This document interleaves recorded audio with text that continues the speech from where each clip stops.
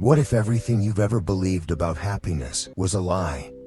What if the man society pities, the quiet one who chooses solitude over noise, stillness over chaos, in-depth over distraction, isn't weak but dangerously free?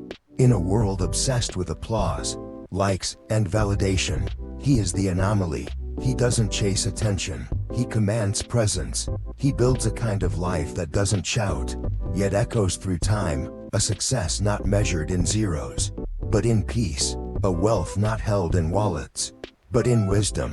While others run themselves ragged chasing temporary highs, he walks a slower path, one that leads inward.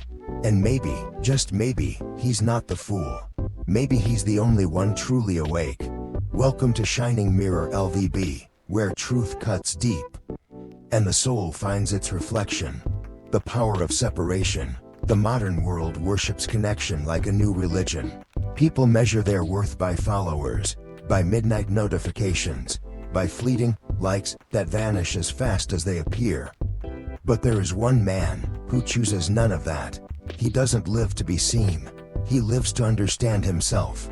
In his separation, he is not weak but wide awake, not lonely but complete. While the masses chase attention, he disappears not to escape, but to evolve, because he knows not everyone who retreats is defeated. Some need solitude like the soil needs rain to nourish roots, to grow back stronger than ever. They call him strange. They can't comprehend a freedom that doesn't beg for applause. But in his silence, he gains what most chase all their lives: clarity, direction, and an unshakable inner strength. He doesn't need a spotlight. He is the quiet flame, strong enough to illuminate himself and those wise enough to look beyond the noise. Schopenhauer once said, "A man can be himself only so long as he is alone." And in that stillness, amidst the chaos of the world, this quiet warrior isn't just being himself. He's winning, tearing up society's script. Society hands you a script before you even know how to read it. Go to school, get the degree, find a job, get married, have kids, buy a house, and then hand the same recycled script to your children. It's a well-oiled factory line that molds unique souls into cookie-cutter versions of what's deemed acceptable. But then, there's him. He doesn't hate people, he simply sees the theater. He sees the borrowed dreams, the copy-paste lives, and one day, he quietly whispers, "Enough." It's not rebellion, it's truth. He doesn't burn the stage down, he just steps off it. While others scramble for applause, for validation, for the illusion of success, he retreats inward. He asks the question most are too afraid to face: if no one was watching, would I still live this way? So he begins the unmasking. Layer by layer, he peels off the roles he never chose. Each peel stings. It carries the expectations of family, the conditioning of school, the whispers of the crowd. But with each sting, he breathes freer. He's raw, unfiltered, real. And in that sacred solitude, he rewrites his life, not as a background actor in someone else's performance, but as the unapologetic lead in his own wild, unrepeatable story. The kind of freedom that makes society tremble. He doesn't shout freedom. He doesn't need raised fists or burning flags. But every step he takes is a declaration, a quiet revolution, a way of life that bows to no trend, no advertisement, no plastic version of success. He doesn't need a luxury car to feel valuable, doesn't need likes or followers to prove he exists.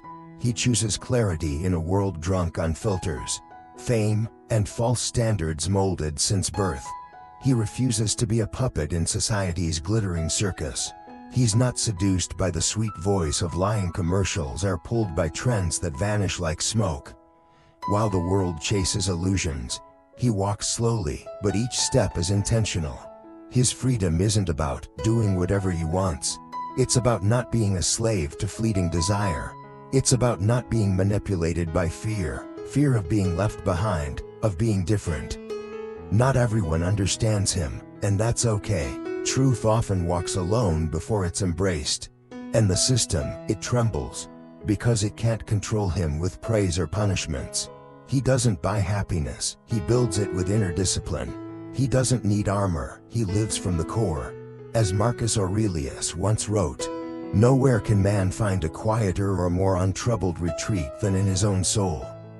He found that place, and from that place he lives, bold, awake, and free, in a way no cage can contain. The journey to becoming whole.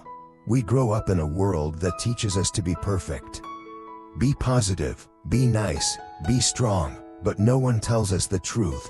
To become a real human being, you must face the darkest parts of yourself. Carl Jung called it the shadow, the hidden self, the side we bury, deny, and run from. It's the anger you suppress, the jealousy you deny, the wounds you hide so deep, even you forget they're there. But the brave ones, they stop running. They sit down with their shadow. They look it in the eye, and instead of rejecting it, they learn to understand it, to embrace it, because only when we accept all of ourselves, including the ugly, broken, scared parts, do we become whole. We stop living to please others. We stop fearing judgment. We stand tall, not because we're perfect, but because we're real. When someone is brave enough to say, "This is me, light and shadow," then society loses its power to wound them. That's not rebellion, that's freedom, and that is the journey of becoming whole, untouchable, unshakable, not needing approval, yet earning the deepest respect of all. Finding your reason to live. Nietzsche once wrote, "He who has a why to live can bear almost anyhow." But your why isn't fame. It's not applause. It's not a line item on your morning checklist. It's something quieter but unshakable. It's what gets you up on your worst mornings, not because you have to, but because you want to. People who found their reason to live, they don't need noise. They don't seek to impress. They walk through life with presence.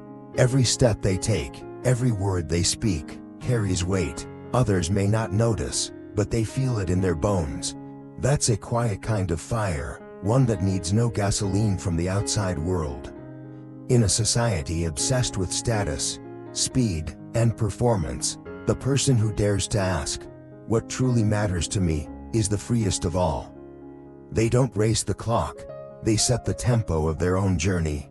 And the paradox, when you align with your deepest why, the things you used to chase, recognition, success, connection, they begin to find you. Not because you begged for them, but because you've become undeniably real. Excellence in silence. Imagine a man who wakes up every morning before the world even opens its eyes. No live streams, no updates, no loud announcements of what he's building. He's not chasing applause, he's not chasing likes, he's chasing inner strength, the kind forged in solitude, where no one is watching, and no one is clapping, while others are performing, broadcasting every ounce of grind to prove they're working. He walks quietly into the gym, sharpening every punch, every breath, every fall. There's no spotlight, no validation, and he doesn't need it. Because true greatness isn't shown daily, it is built in silence and with patience. And then, one day, when the world finally notices him, they ask, how is he so solid, so calm, so powerful? What they don't realize is, for years, he's been battling himself, minute by minute, breath by breath, in absolute silence. Excellence doesn't shout, it endures, it believes without applause. He doesn't need to stand out in a crowd, because a mountain doesn't have to scream to be magnificent. The most dangerous man alive is the one who no longer needs approval to breathe. He's not seeking validation, he's not trying to fit in, because he already is, anchored, rooted, alive in his truth. You can't seduce him with noise. You can't control him with fear. He has made peace with solitude. And from that silence, he chooses connection, not out of need, but out of clarity. This is the paradox of freedom. The man who no longer begs for love ends up surrounded by it. Because people feel safe around someone who doesn't wear a mask. He doesn't perform, he simply is. So, have you ever met that version of you, beneath all the pretending? Not the one you curated for the world, but the one that breathes in stillness? Maybe freedom begins the moment you stop running from yourself. If this message stirred something in you, hit like, follow Shining Mirror-LVB, and drop your thoughts below. What does true freedom mean to you?